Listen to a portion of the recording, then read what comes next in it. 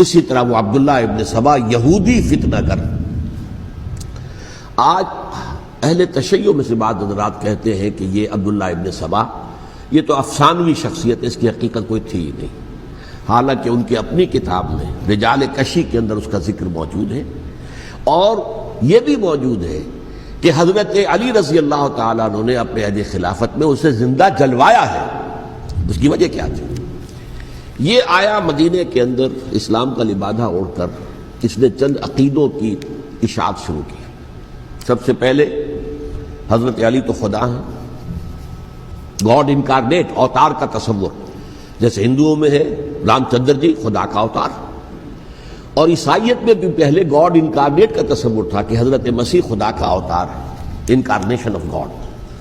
تو اس نے کہا کہ حضرت علی تو خدا کا اوتار ہے، خدا ہے. نمبر 2 اس نے کہا کہ ہر نبی کا ایک وصی ہوتا ہے جس کے حق میں وہ وصیت کرتا ہے. تو حضور صلی اللہ علیہ وسلم کے وصی حضرت علی ہیں، لہذا خلیفہ تو اول روز سے حضرت علی ہیں. حضرت ابو بکر، حضرت عمر، حضرت عثمان یہ تو غاصب ہیں، اور حضرت عثمان کی خلافت تھی اس وقت تو خاص طور پر.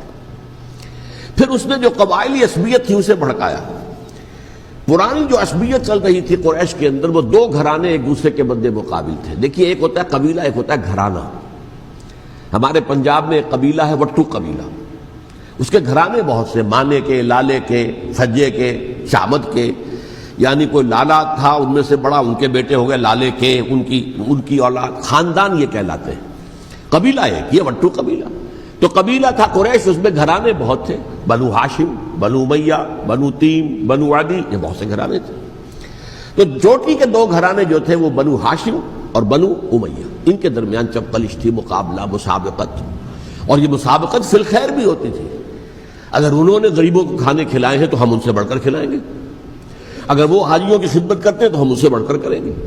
تو ان کے اندر یہ مسابقت خیر بھی تھی، لیکن چپقلش تھی کہ کوئی ہم سے آگے نہ نکل جائے، وہ سمجھتا تھا وہ آگے نہ نکل جائے. اس شخص نے اس پرانی عصبیت کو تازہ کیا کہ حضور تو بنو ہاشم میں سے تھے، لہذا خلافت حق ہے بنو ہاشم کا، یہ غاصب ہے. اس سے پہلے 2 خلفاء جو تھے وہ نہ بنو ہاشم سے تھے نہ بنو امیہ سے تھے. حضرت ابو بکر بنو تیم میں سے تھے، چھوٹا قبیلہ تھا. حضرت عمر بنی عدی میں سے تھے، وہ بھی چھوٹا قبیلہ تھا. یہ حضرت عثمان پہلے خلیفہ جو بنو امیہ میں سے تھے، جن کی پرانی چپقلش بنو ہاشم سے تھی. اب اس کو موقع مل گیا کہ پرانی قبائلی عصبیت کو بھڑکائے.